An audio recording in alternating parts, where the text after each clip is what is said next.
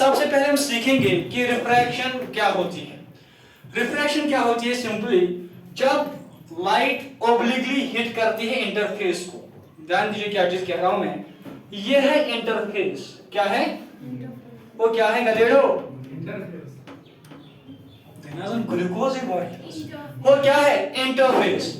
ये इंटरफेस वो बाउंड्री है जो सेपरेट करेगी एक मीडियम को दूसरे मीडियम से। मान लीजिए यहाँ पे है मीडियम 1, वो बात जान दो गधेड़ो, और यहाँ पर मीडियम 2, तो ये दो मीडियम है। क्लियर हो पॉइंट? अब और सुन, इन दो मीडियम की जो ऑप्टिकल डेंसिटी है वो डिफरेंट है। एक की ऑप्टिकल डेंसिटी कम है और दूसरे की ऑप्टिकल डेंसिटी ज्यादा है। तो ये जिसकी ऑप्टिकल डेंसिटी कम उसको कौन सा मीडियम कहेंगे? Rarer medium. तो मान लीजिए मीडियम 1 है, रेयरर मीडियम, बात है नहीं, ये रेयरर मीडियम है। और ये वाला जो मीडियम सेकंड है इसको हम नाम देते हैं डेंसर मीडियम, क्योंकि इसकी ऑप्टिकल डेंसिटी क्या है? ज्यादा। तो ये है डेंसर मीडियम। क्या यहां तक सबको क्लियर हुआ? तो वो है रेयरर मीडियम और ये क्या है? डेंसर। अब रे ऑफ लाइट ओब्लिकली हिट करती है इंटरफेस को लाइक दिस। जब ray of light obliquely hit करेगी इंटरफेस को, यहां पे क्या चीज काम होता है? This is point of incidence, और यहां पे हम नॉर्मल ड्रा करते हैं। अब क्या होगा काम? अब रे ऑफ लाइट ओब्लिकली हिट करती है इंटरफेस को, जब ये इस मीडियम में एंटर करेगी ये बेंड होती है। क्या होती है? मान लीजिए आप ये जा रहे हैं रेयर टू डेंसर, तो ये कुछ ऐसे बेंड हो रही है। ओ जाना था इधर, जाना था इधर, जा रही है इधर। क्या क्लियर हो रहा है सबको? जाना था उधर लेकिन जा कर रही है इधर, मतलब ये बेंड हो गई। इसी बेंडिंग को हम नाम देते हैं रिफ्रैक्शन। क्या नाम देते हैं? सो हम कहेंगे when a ray of light hits obliquely, कहां पे? at interface, the ray of light when goes to the other medium bends, and this bending of light is known as refraction of light. So what is refraction? Simply bending of light. लिख दीजिए आप ये point refraction में। शाबाश, ये डाल के ready. देखो, it is the phenomenon, it is the phenomenon, it is the phenomenon, it is the phenomenon of it is the phenomenon of change in path of light, change in path of light, change in path of light when it goes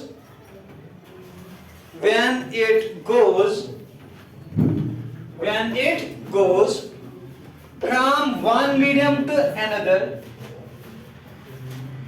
from one medium to another,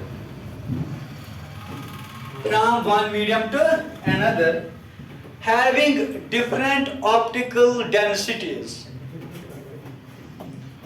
having different optical densities, having different optical densities। क्या clear हुआ point? तो simple भाषा में हम कहेंगे refraction क्या होती है? ये होती है change in path of light. जब लाइट ट्रेवल करती है एक मीडियम से दूसरे मीडियम, लेकिन इन दो मीडियम की ऑप्टिकल डेंसिटी अलग अलग होनी चाहिए। आप सुनिए, आप जब रे ऑफ लाइट ट्रेवल करेगी from rarer medium to denser medium, it bends towards the normal। ये बेंड होगी क्या? towards the normal। और जब यही रे ऑफ लाइट ट्रेवल करेगी, यहाँ पे बनाते हैं वो, अब यहाँ पहले कौन सा मीडियम था? यहाँ पे अब मैं लेता हूँ डेंसर, क्लियर, और नीचे लेते हैं रेयर। ये नॉर्मल, ये पॉइंट ऑफ इंसिडेंस। आप सुनिए, अब रे ऑफ लाइट डेंसर से ही आ रही है और जा कर रही है, जा रही है रेयर मीडियम में, तो इसकी एक्चुअल पाथ मान लीजिए ये थी, लेकिन अब ये जो बेंड हो रही है ना, this goes away from the normal like this. So जब रे ऑफ लाइट ट्रैवल करेगी rare to denser, it bends towards the normal. जब ये ट्रैवल करेगी शाबाश denser to rare, it bends away from the normal. This is angle of incidence. Clear? And this is angle of refraction. मुझे बताइए क्या इस case में I equal to R है? वो क्या I R के बराबर है? ओए आत्मा जैसी फेस तो फीमेल कैटेगरी में आएगा। कल से इसको सेक्शन चेंज करना, यहाँ पे लाना है इसको पेरियोडिक को। चलो आप जान दो। ओ क्या I R के बराबर आएगा? अरे नहीं आएगा यार। ओ सुन के दे रहे तो बस बात है नहीं। ये और ये तब बराबर होते अगर ये बेंड नहीं होता, तब ये आते वर्टिकली अपोजिट एंगल्स। क्योंकि ये बेंड हो गया तो R जो है R is less than I। जब भी रे ऑफ लाइट ट्रेवल करेगी रियरर मीडियम से डेंसर मीडियम, ये जो एंगल ऑफ रिफ्रैक्शन है this is less than angle of incidence. क्या सबको क्लियर है? वो क्या सबको क्लियर है? अब अगर मैं बोलूं आपको बताइए कितनी डिग्री बेंड होगी ये रे ऑफ लाइट, कितनी डिग्रीज बेंड होगी? ओ गधेड़े ये चीज ये है, ये बेंडिंग है, ये होगा ना नॉर्मल इज बेंडिंग, तो ये किसके बराबर आएगा? शाबाश, ये आएगा आयो टोटल। सुन टोटल ये आई है तो ये भी आई होता पूरा एंगल, माइनस आ जाएगा ये आर वाला पोर्शन, तो ये आएगा आई माइनस आर। क्या ये सबको क्लियर है? इतना ये बेंड हो चुकी है। माने डिस्टर्बेंस ना आप सुनो, आप यहाँ है ना करेगा तो इतनी ये बेंड होगी। क्या क्लियर हुआ पॉइंट? आप सुने हो? सुन अब आ जाता हूं मैं यहाँ पर। This is angle of incidence, शाबाश, and this is angle of refraction. इस केस में ये जो R है ये क्या है? ये है R is greater than I। क्या सबको क्लियर है? yes, आप बताइए इस यहाँ पर भी आपको निकालना है रे ऑफ लाइट कितनी बेंड होगी। कैसे निकालें? वो एक्चुअल बात यही थी ना यार, ये एक्चुअल बात यही थी, ये था फिर I। क्या सबको क्लियर है? क्या सबको क्लियर है? अब ये बेंड होगी ये वाला पोर्शन, ये वाला पोर्शन, वो कितना आएगा? वो कितना आएगा? कितना ये बेंड हुई? और ये पोर्शन गई बेंड, ये वाला पोर्शन आपने निकाल देना है। टोटल आएगा I प्लस सॉरी ये आएगा, ये टोटल है R, इस टोटल R, तो ये आएगा R माइनस आ जाएगा I। क्या सबको क्लियर है? यहाँ पे आ जाएगा क्या चीज? R पूरा एंगल माइनस आ जाएगा I, आपको मिलेगा यहाँ पे कितना ये डिग्री बेंड हो चुका है अवे फ्रॉम द नॉर्मल। आप यहाँ पे आ जाइए, यहाँ पे क्या आएगा? यहाँ पे क्या आया था? I माइनस R, यहाँ पे क्या आया? R माइनस I, क्योंकि यहाँ R ही ज्यादा है और वहां पे I ही ज्यादा है। क्या ये सबको क्लियर हुआ? लिख डाल, लिखो when a ray of light when a ray of light when a ray of light goes from when a ray of light goes from when a ray of light goes from optically rarer medium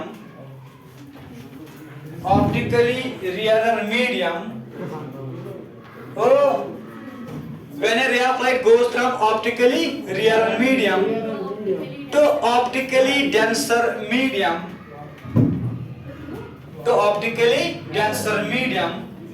it bends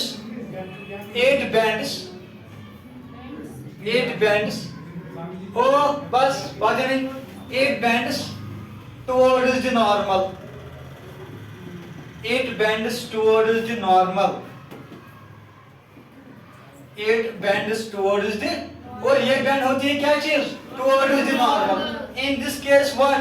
R is less than, देखो नीचे इसके R is less than I। क्या ये सबको clear हुआ? ये diagram बना लीजिए इसमें। वो बस गधे गधे की तरह मत ध्यान दे। क्या नाम है? फरज शमीम, ध्यान दे सर।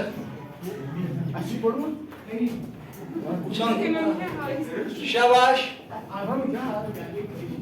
बना लीजिए जल्दी से। क्या क्यों?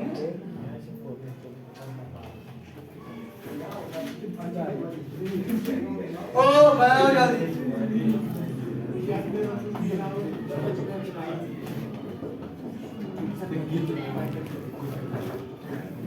ये वाला बना लिया सबने? अब दूसरा पॉइंट लिख दीजिए इसका। वो लिखो आप दूसरा point. When a ray of light, when a ray of light, वो बात है नहीं, चुप करके बैठो। When a ray of light, when a ray of light goes from, when a ray of light goes from optically denser medium, optically denser medium, optically denser medium to optically rarer medium,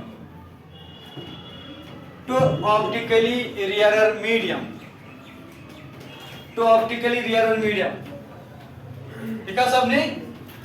और कहां से कहां जा रही है? Optically denser to optically, it bends away from the normal, it bends away from the normal, it bends away from the normal, it bends away from the normal। क्या ये clear हुआ? अब ये डायग्राम बना लीजिए। और इस केस में आर क्या है? वो आर क्या है? Greater than I. लिख दो।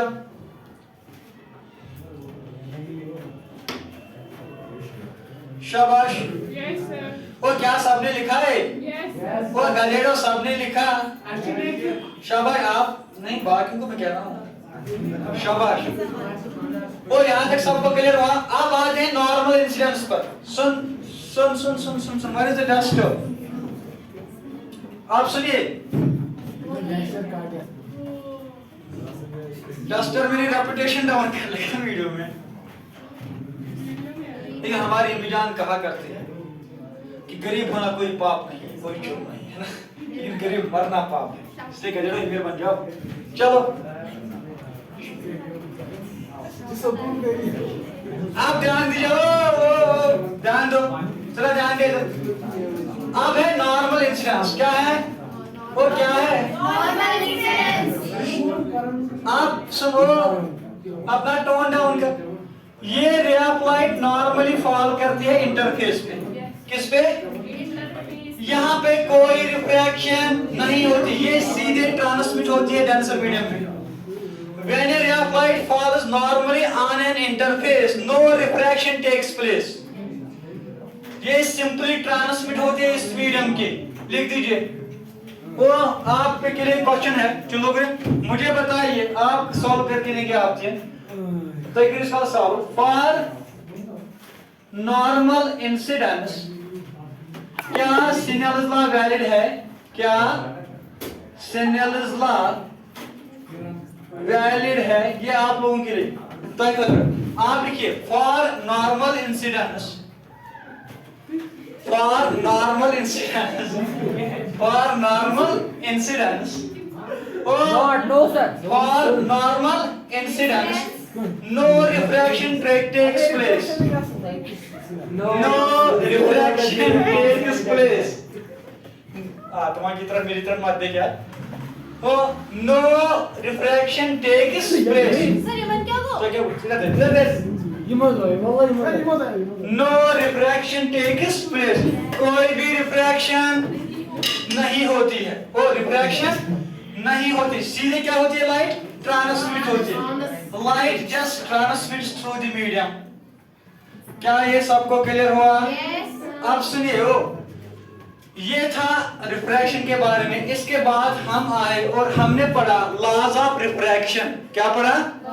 वो गधेड़ो क्या पढ़ा? Laws of refraction. तो लिखिए लॉज ऑफ रिफ्रैक्शन।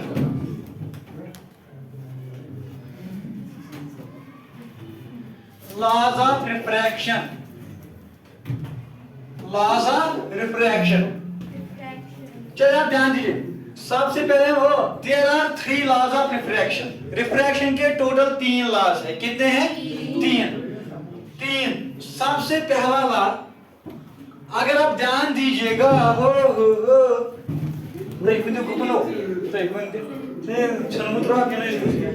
और ये वाटर बीकर, इसमें वाटर भरा पड़ा है। क्या भरा पड़ा है?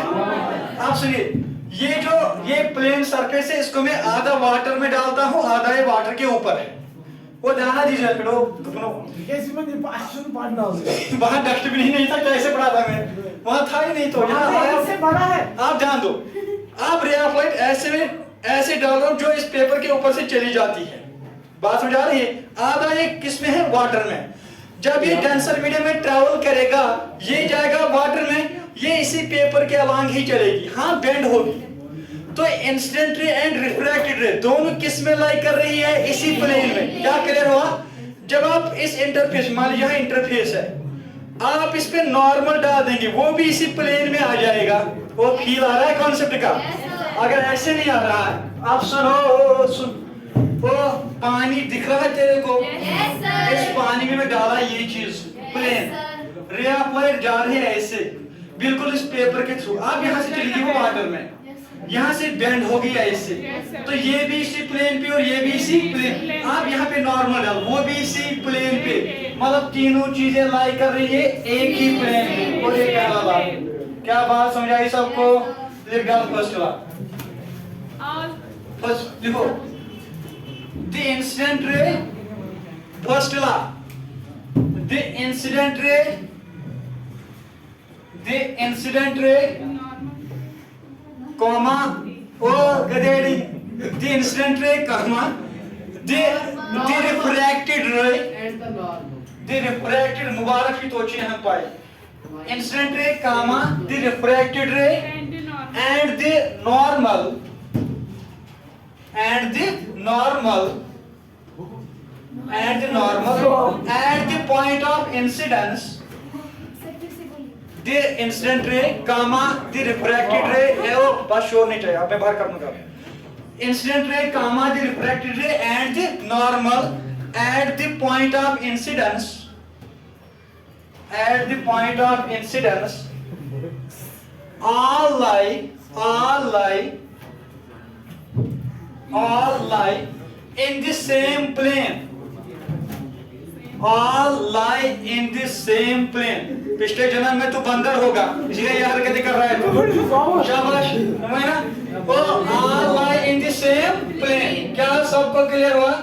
फर्स्ट ला ये है कि इंसिडेंट रे, रिफ्रैक्टेड रे और नॉर्मल तीनों लाई करेंगे एक ही प्लेन में। आप सुनो, इस प्रॉपर्टी पे आराम से ध्यान दीजिए, सेकंड लॉ जो इसका है, सेकंड लॉ पे फोकस करके सर, ये कह रहा है for a given pair of media. सुनिए, मान लीजिए ये है गिलास, क्या है? It is surrounded by air, गिलास एंड एयर, तो ये दो मीडियम है, तो ये एक पेयर बना रहे हैं, इसको हम कहेंगे for a given pair of media. यानी मैंने अपने एक्सपेरिमेंट के लिए एयर और गिलास लिया, और मैं जो कलर ऑफ लाइट यूज करूंगा, फॉर एग्जांपल मैं रेड कलर की लाइट यूज करूंगा।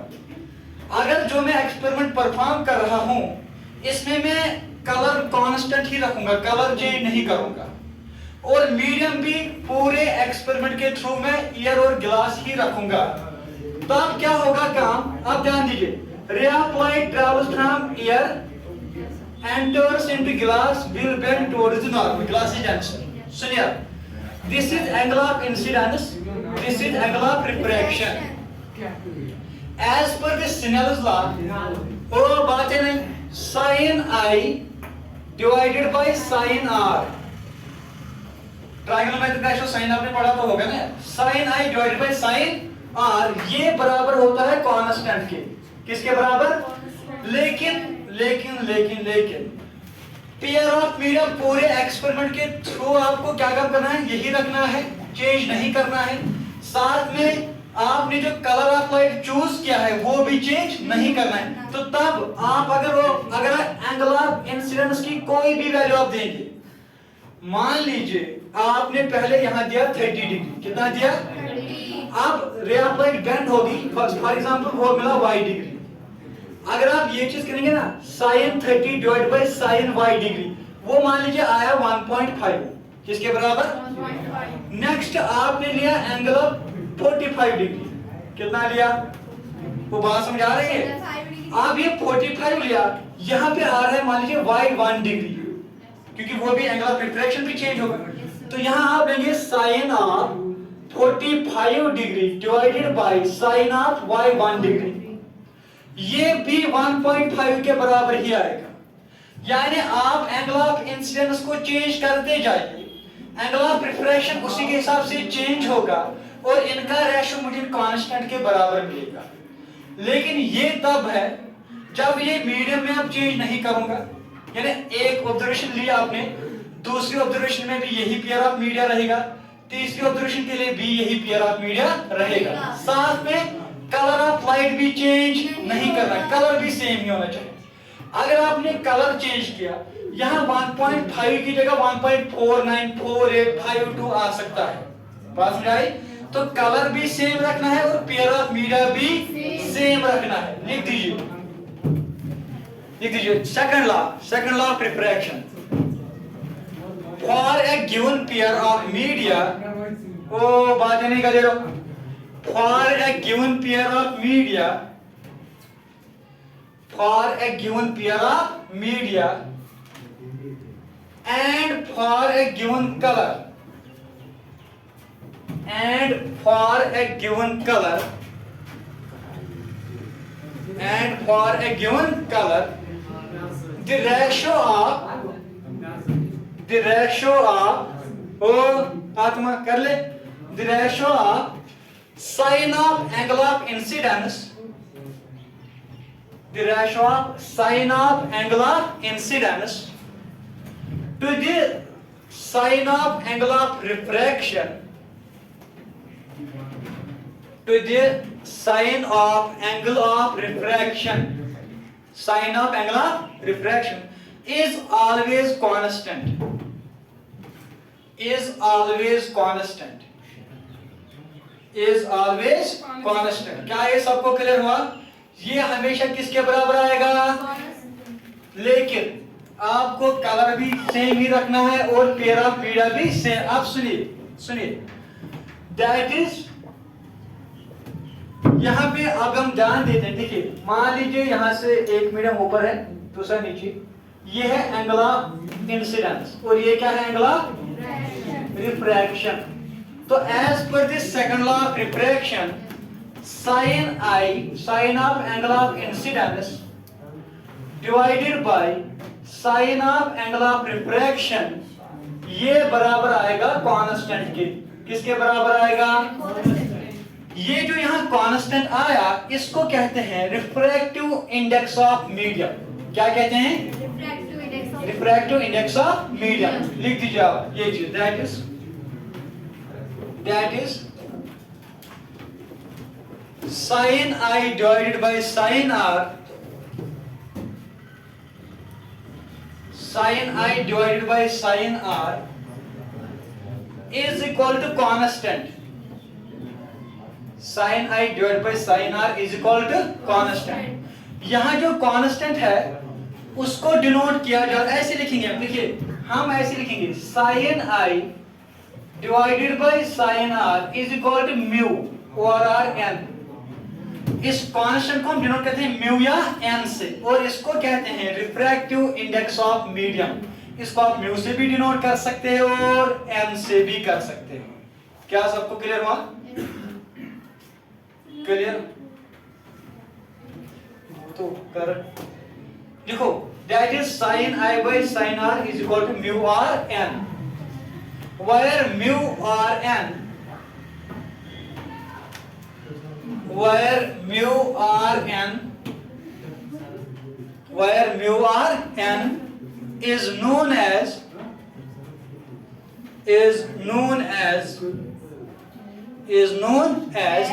refractive index,